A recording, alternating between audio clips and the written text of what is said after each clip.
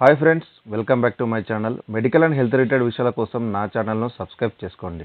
అధిక రక్తపోటును సమర్థవంతంగా ఎదుర్కోవడానికి కేవలం మందులపైనే కాకుండా రోజువారీ జీవనశైలిలో మార్పులు, ముఖ్యంగా ఉదయం పూట తీసుకునే ఆహారపు అలవాట్లు కీలకమని అనేక అధ్యయనాలు సూచిస్తున్నాయి. ఖాళీ కడుపుతో కొన్ని ప్రత్యేకమైన పానీయాలను తీసుకోవడం వల్ల అవి రక్తనాళాలపై నేరుగా ప్రభావం చూపి బీపీని అదుపులో ఉంచుతాయి. అందులో ముఖ్యమైనది నిమ్మరసం. గోరువెచ్చని నీటిలో కొద్దిగా నిమ్మరసం కలిపి తాగితే అది సమర్థవంతంగా పనిచేస్తుందని చాలా అధ్యయనాలు తెలిపాయి. నిమ్మరసంలో వైటమిన్ సి మరియు ఫ్లేవనాయిడ్స్ పుష్కలంగా ఉంటాయి. నిమ్మరసం ఒక సహజమైన డైరెటిక్ లాగా పనిచేస్తుంది.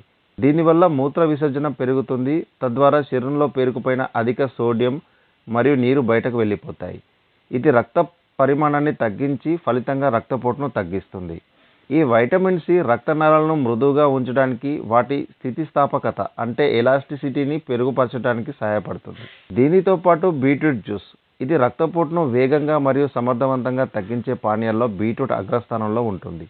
బీట్రూట్లో సహజమైన నైట్రేట్లు అధికంగా ఉంటాయి.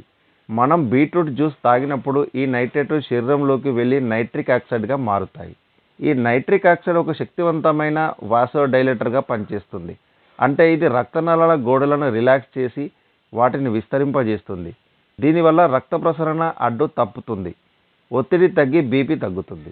కొన్ని అధ్యయనాల ప్రకారం బీట్రూట్ జ్యూస్ తాగిన 30 నిమిషాలలోనే బీపీ తాత్కాలికంగా తగ్గుదల కనిపిస్తుందని అధ్యయనాలు తెలియజేస్తున్నాయి. వీటితో పాటు కొబ్బరి నీళ్ళు కూడా అద్భుతంగా పనిచేస్తాయి.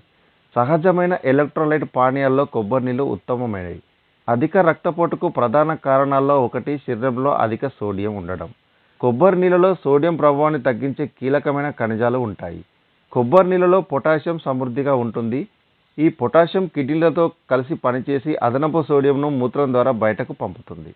తద్వారా బీపీ అనేది, రక్తపోటు అనేది తగ్గిస్తుంది. దీనిలో ఉండే మెగ్నీషియం, ఇది రక్తనాళాల గోడలను రిలాక్స్ చేయడంలో సహాయపడుతుంది, మెరుగైన రక్త ప్రవాహానికి తోడ్పడుతుంది.